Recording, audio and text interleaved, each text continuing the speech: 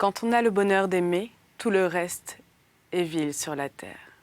Bonsoir et bienvenue sur D8 pour un nouveau voyage au bout de la nuit, une nouvelle soirée littéraire. Alors ce soir, j'ai le plaisir de vous lire des lettres d'amour, mais pas que, des lettres passionnées et très érotiques de Beaumarchais à Amélie Ouré, qui fut sa dernière maîtresse durant 10 ans. Ces lettres ont été heureusement sauvées de la censure familiale. Je rappelle que Beaumarchais était donc un écrivain, mais pas que. Il était également musicien, éditeur, courtisan, agent secret, trafiquant et d'autres choses encore. Il s'adonne au plaisir charnel dès que possible et ne cessera de cultiver le désir pour mieux exorciser ses angoisses, pour traiter ses démons.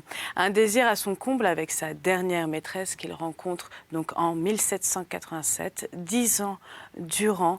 Pierre-Augustin Caron de Beaumarchais et Amélie Ouré de la Morinet entretiendront une liaison ardente et tumultueuse. Leur correspondance en témoigne. Donc nous allons passer à la lecture. J'espère que vous allez passer un très agréable moment et j'en suis sûre parce que j'ai commencé donc à lire ces petites lettres et c'est vrai que elles sont passionnantes. N'hésitez pas à réagir sur les réseaux sociaux #VBN. Lâchez vos avis, vos commentaires, vos idées. N'hésitez surtout pas.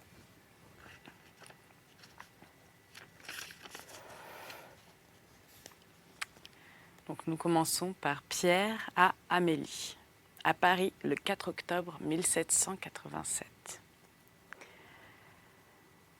En arrivant de la campagne, Madame, je reçois la lettre dont vous m'avez honorée en date du 29 du mois passé. Quoique j'ai plus de bonne volonté que de moyens de vous servir, plus de courage que de pouvoir. Il ne faut pas que votre aimable et franche confidence reste absolument sans effet. Si je ne puis vous être utile, je puis au moins vous écouter, vous conseiller, vous consoler. Vous avez raison de préférer ma maison pour me conter vos peines à tous les biais qui regardent votre couvent. Mais je retourne à Chantilly, d'où je ne reviendrai que jeudi prochain. Faites-moi crédit jusqu'à cette époque et prenez ensuite le matin qui vous conviendra. J'ignore ce que je puis pour vous, mais le ton de votre lettre me fait infiniment désirer de pouvoir quelque chose. À mon arrivée, vous saurez que je suis de retour par un mot de moi. Vous êtes la maîtresse alors, et moi je vous attends avec le respect dû au malheur, surtout à votre sexe, à votre esprit, par celui qui vous honore de tout son cœur.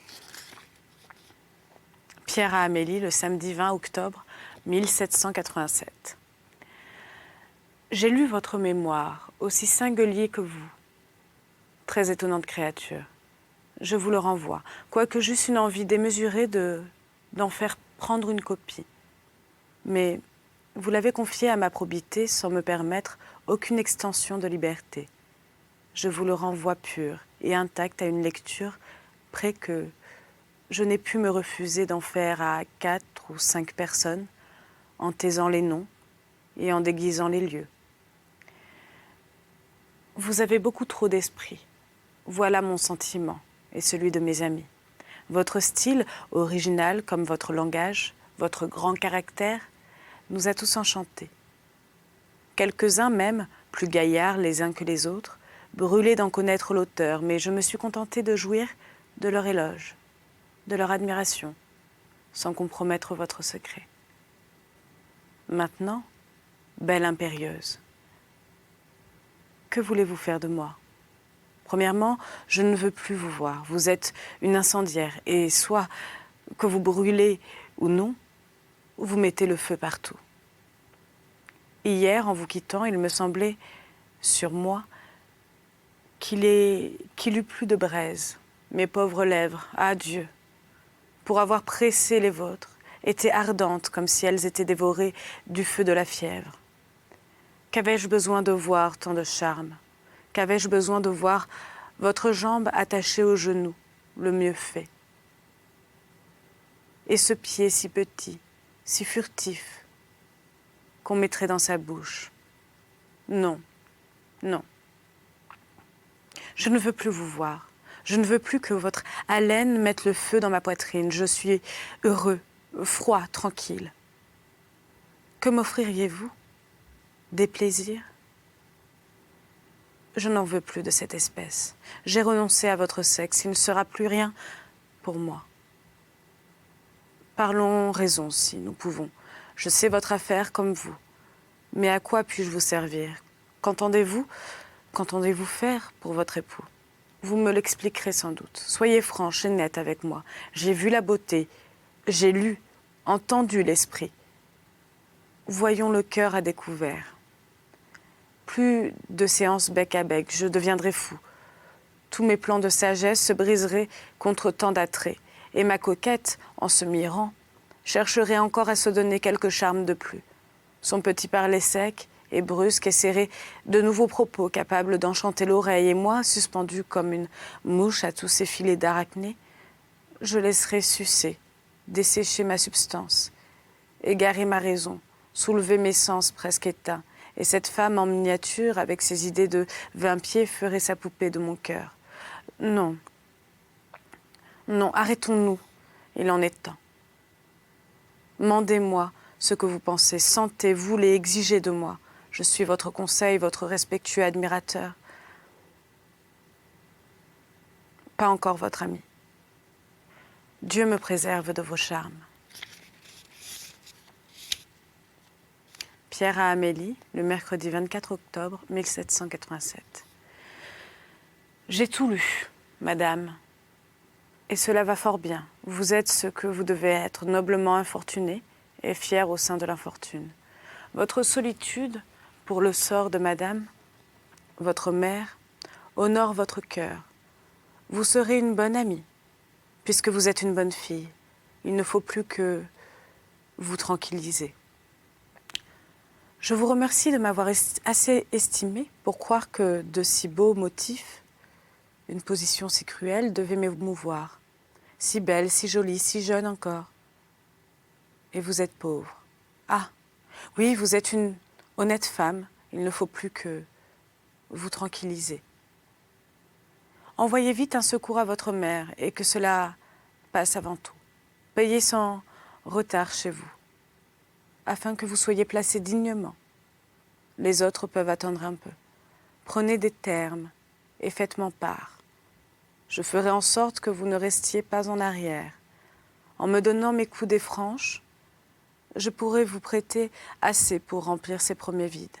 J'ai connu, mon enfant, l'infortune et ses suites, et c'est ce qu'il en coûte à une âme fière pour solliciter de l'appui. Dieu merci, vous n'êtes plus dans ce cas.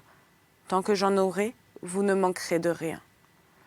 Et votre sort est désormais en sûreté. Je vous apprendrai 2 bonnes choses, à vous passer de tout ce qui vous manque et à jouir modestement de ce que vous aurez. Comment s'appelle votre frère? Je suppose qu'il a quitté son nom en entrant dans les aides. Je tâcherai de travailler pour lui. Mais, ma pauvre, je suis bien mal avec la ferme générale, défenseur perpétuel des droits du commerce de France contre tous les abus du fisc, défenseur de la justice et de l'humanité contre toutes les autorités ministérielles. On me redoute, on me maudit, pendant que, dans les ports, chacun me préconise. En général, il n'est point de milieu pour moi. Partout je suis, sans le vouloir, ou le bœuf gras, ou le loup gris. N'importe. Envoyez-moi le nom sous lequel votre frère est employé dans la régie. Je ferai ce que je pourrai. Sinon pour moi, pour mes amis, j'en ai fort peu. Ils deviendront les vôtres. Ne parlez de moi à personne, jusqu'à ce que vous soyez bien instruite de la terrible enveloppe dans laquelle je vis. Le peu que je fais pour vous, charmante et digne femme, serait envié, jalousé. Vous ferez exécrer par 1000 gens qui se croient des droits sur mes soins, mais qui sont à 1000 lieues de moi. Fermons ce tiroir et ouvrons l'autre, car tout doit marcher à la fois. Vous m'avez dit tous vos secrets, sachez une partie des miens. Vous me demandez mon amitié, mais il est trop tard, cher enfant, pour que je vous accorde une chose si simple. Malheureuse femme, je vous aime, et d'une façon qui m'étonne moi-même. Je sens ce que je n'ai jamais senti. Êtes-vous donc plus belle, plus spirituelle que tout ce que j'ai vu jusqu'à ce jour? Vous êtes une femme étonnante, je vous adore. Pourtant, ne vous affligez pas. Cela ne vous engage à rien. Et cet amour, pour être nouveau dans mon cœur, n'aura rien de commun avec nos relations sévères. Je voudrais pour beaucoup pouvoir oublier notre entrevue, vous restituer tout ce qui s'y passa, surtout en perdre la mémoire. Comment tenir une jolie femme sans rendre hommage à sa beauté? Je ne voulais que vous prouver qu'on ne nous voit pas ingénument. Mais ce doux badinage, sans conséquence avec une femme ordinaire, a laissé des traces profondes que ni vous ni moi ne pourrons jamais effacer. Il faut bien que vous dévoriez encore l'ennui de tout ce radotage, parce qu'il sera le dernier.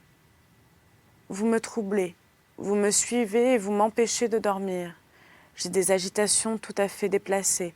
Je sens le feu de votre haleine. Je voudrais, dans ma déraison, pétrir vos lèvres de mes lèvres pendant au moins 1 heure entière. Je voudrais que ma main brûlante pût vous parcourir lentement depuis les pieds jusqu'à la tête. Je pensais, cette nuit, que ce serait un grand bonheur si je pouvais, dans ma fureur, vous identifier avec moi. Vous dévorer toute vivante, de façon que mon corps pût vous servir de moule.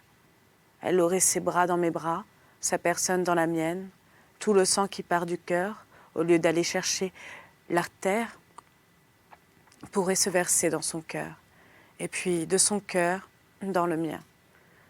Qui devinerait qu'elle est là? J'aurais l'air de toujours dormir, et nous jaserions en dedans. 1000 autres idées extravagantes viennent croiser cette folie. Vous voyez bien, mon cœur, il est impossible à présent que vous désiriez me rencontrer. Et pour consentir à me voir, il faudrait que vous fussiez aussi folle que moi. Laissez donc là toutes vos mignardises. Le ton de votre reconnaissance est trop touchant pour mon faible cœur. Ne serrez point ma main entre vos petites menottes d'albâtre. Ne les portez pas sur votre cœur. Comme vous le dites, tout cela me fait mal, je le sens, je le vois, comme si cela était. Nous avons 1000 choses à nous dire, traitons-les par écrit. Vous vous verseriez tout entière, que vous ne me soulageriez pas de mon amour. Mon amour est d'une trempe à part. Il faudrait m'aimer, et je me rends justice, vous ne pouvez pas m'aimer.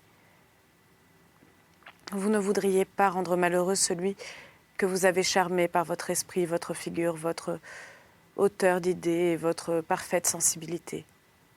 Ayant passé l'âge de plaire, je dois fuir le malheur d'aimer. Tout cela s'apaisera. J'espère, pourvu que je ne vous vois plus. Ô madame, j'ai profané votre bouche, puisque la mienne l'a pressée sans mourir. Femme, rends-moi l'âme que tu m'as prise, ou mets-en une autre à sa place. Pierre Caron de Beaumarchais. Il est perdu. Pierre à Amélie. Vendredi matin, 26 octobre 1787. C'est bon, c'est clair, c'est entendu. Vous voulez qu'on tienne parole et qu'on écrive qu'on l'a promis. Moi aussi je le veux, et suis plus rigoureux que vous, car je n'appelle point une lettre un chiffon de papier, grand comme le doigt, tracé en ligne, bien écarté, formant à peine une demi-page.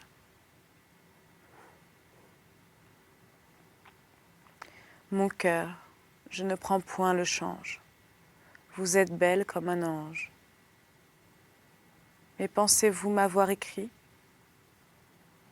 Quand vous me traitez riche, avare, comme le malheureux Lazare, avec les miettes de l'esprit. À présent que vous voilà grondé pour le peu, soyez-le pour la méfiance. Vous avez sûrement, dans les matins, les 2 lettres que je vous fis hier. Excusez-moi. Vous avez sûrement dans les mains les 2 lettres que je vous fis hier, dans les matins. L'une quand j'avais de l'espérance et l'autre quand je l'eus perdue. Je les ai mises moi-même sous enveloppe à la petite poste hier soir. Je vous vois rire de mes fureurs, mais je vous jure qu'alors on n'en riait pas près de moi. Car j'envoyais au diable celle ou celui qui venait me troubler dans mon humeur. J'avais passé ma journée à former la noire intrigue qui devait nous réunir. Elle a manqué. Malheur à qui s'est trouvé sous ma main. Si vous aviez un réel besoin de mes lettres, comme je suis affamée des vôtres, vous n'appelleriez point aliment. 4 mots jetés au hasard. Et vous auriez le bon esprit de sentir que je suis comme Montezuma sur un brasier de feu. Pour vous punir, parcimonieuse, vous n'aurez point les vers que j'ai faits cette nuit en me retournant sur mon gril. Ma colère était apaisée. Je me disais, je la verrai demain, cette divine femme unique en vérité. Je caresserai ses charmes, je m'enivrerai dans ses pensées délicieuses. Tout cela me sonnait au cœur, me remuait le sang. Et je sentais que la nuit, on est moins généreux que le jour. Et puis mon épître érotique allait son train. Je les faisais pour une femme qui joint une morale énergétique, un physique céleste. Ils étaient chauds, ces vers. Trop peut-être. Par respect, je ne vous les enverrai pas. Ils sont d'un rouge un peu vif. Je ne vous dis pas indécents, mais ils sont gais. Ce que vous nommez leste, vous, bégueule de femme. Pour 2 raisons. Donc, vous ne les aurez pas. Vous voulez me voir, ma beauté. Vous me verrez aujourd'hui. L'arrangement d'hier subsiste. Laissez-moi seulement le choix du moment. Ma main tremble de cet espoir enchanteur au point que je ne puis plus écrire bonjour. Très belle et très bonne Amélie. Point de tutoiement, dès que vous l'ordonnez. Mais je vivrai 100 ans quand je finirai par ces mots. Je baise avec respect le plus beau sein que j'ai jamais pressé de mes heureuses lèvres. Pierre à Amélie, le 29 octobre 1787. Samedi soir. Fatiguée de ma situation pénible, ô femme, je t'écrivais, quand on m'a remise ta douce lettre, ta généreuse lettre. Mais écoutez-moi, cher enfant, je vous aime, cela est bien prouvé pour moi, et j'admire comment un bon cœur brûlant de s'acquitter s'offre lui-même en holocauste au sentiment de la reconnaissance. Mais chère et adorable femme, tu te trompes si tu me crois capable d'abuser de ton généreux dévouement. Je t'ai traité d'abord légèrement sans intention de t'offenser, quand je t'ai montré des désirs qui semblaient dus à ta figure céleste. Depuis, je t'ai mieux connu, j'ai mieux vu les beautés de ton âme divine, et j'ai regretté que l'hommage pur de mon cœur n'eût pas de beaucoup précédé le désir de ta jouissance. Ton ravissant esprit a tourné le mien. J'ai senti un besoin de toi qui n'est pas celui du plaisir. Je voudrais que tu fusses à moi, non par des liens ordinaires, mais bien d'une façon qui n'appartient qu'à nous. T'avoir pour moi, c'est une horreur. La volupté est une ivresse qui ne doit payer que l'amour. Tu m'aimes par reconnaissance et tu veux te donner à moi? Va, je sens tout le prix de ton aimable sacrifice. Garde tes charmes. Ils sont à toi, à celui qui te forcera par un doux sentiment de désirer qu'il s'en empare.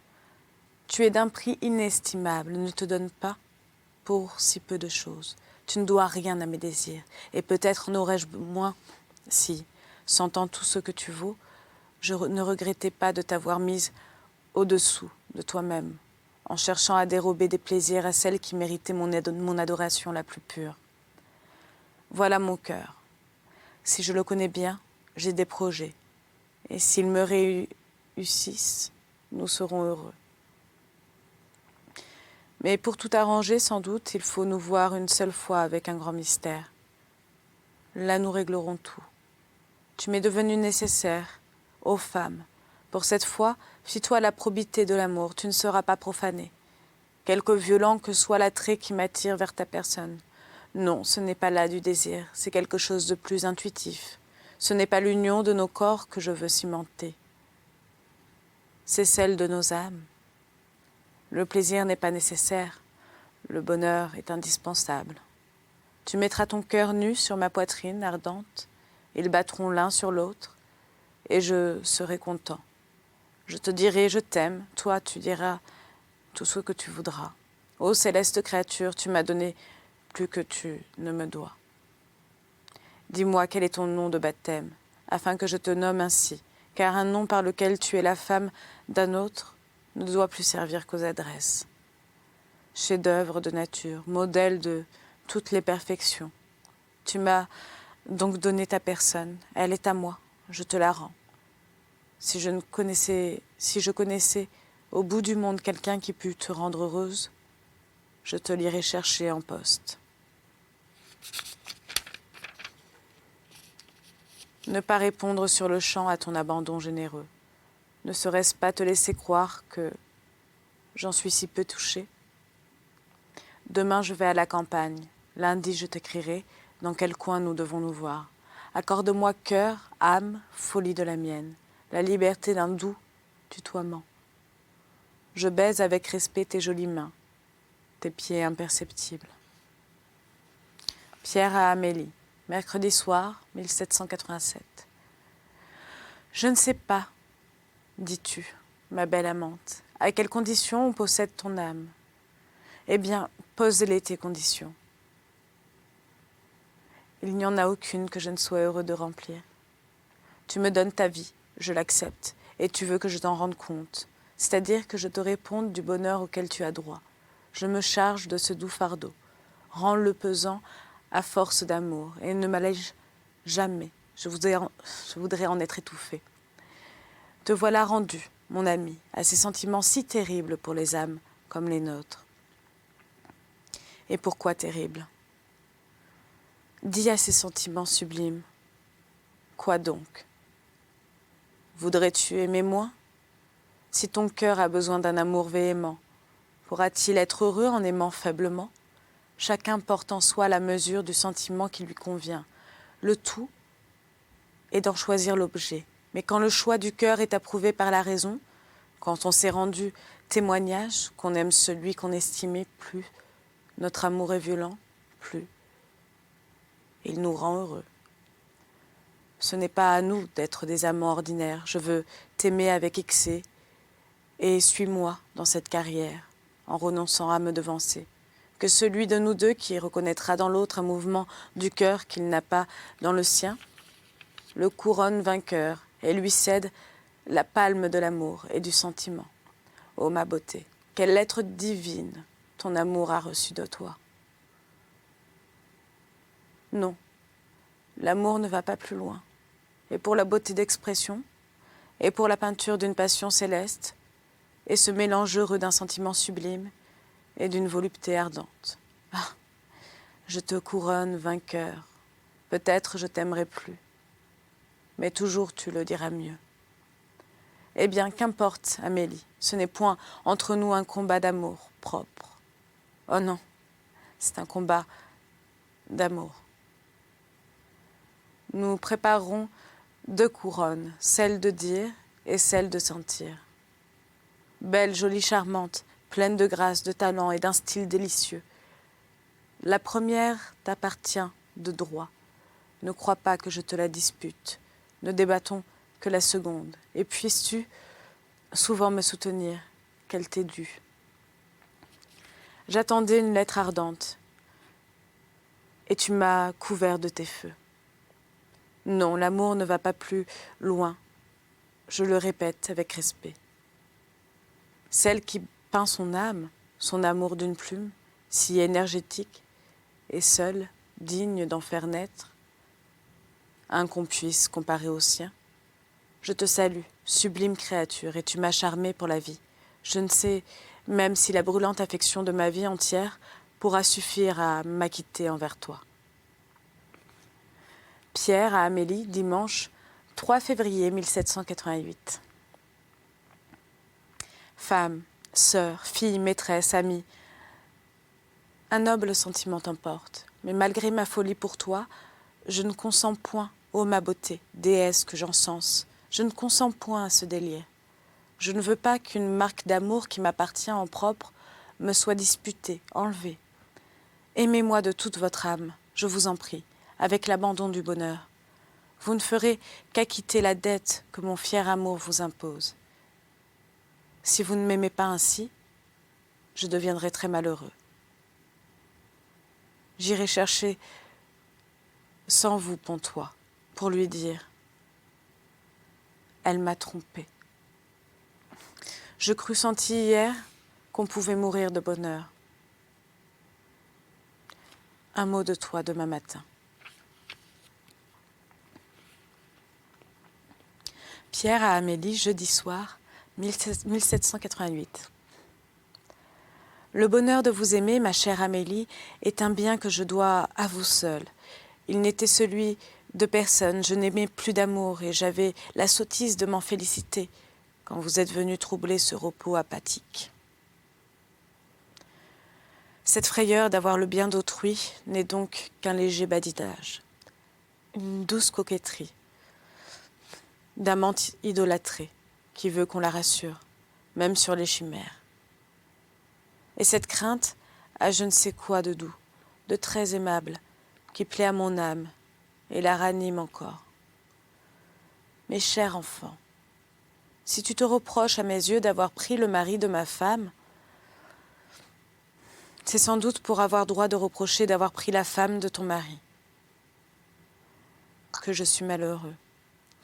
Je n'ai pas seulement la délicatesse de me le reprocher.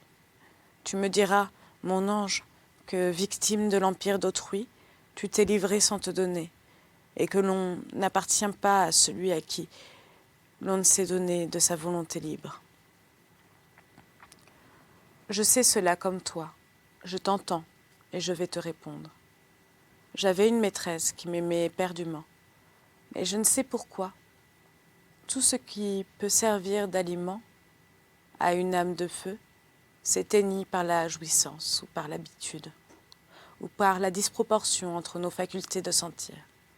Ce qu'il me fallait pour former une grande passion, je ne le trouvais pas en elle. Peu à peu, tout finit en moi. Alors je me mis à l'étudier à froid, je lui trouvai de bonnes qualités. Je n'avais jamais été réellement amoureux d'elle. Sa vanité de femme ne me le pardonnait pas, je le savais. Mais j'en avais un enfant. Je crus devoir un état à cet enfant, et par honneur, j'épousai la mère. Les bonnes qualités que je lui trouvai me la firent garder près de moi. J'en ai fait ma ménagère, je n'ai point voulu m'asservir, j'ai mis ma liberté à côté de la sienne. Sois tranquille, ma beauté, l'âme de mon âme. Il y a 7 ans que ma ménagère n'est plus ma femme. Oh, l'épouse de mon cœur, je n'en ai pas d'autre que toi. Tu me fais l'honneur, belle Amélie, de me montrer un peu de jalousie. Ah, montre-m'en beaucoup. Tu ne sais pas le bien que tu me fais. Je sens que la crainte enfantine dont ta jolie main a si bien tracé l'embarras est plutôt un badinage obligeant pour ton pauvre esclave qu'une véritable terreur, car tu sais trop que je t'adore exclusivement.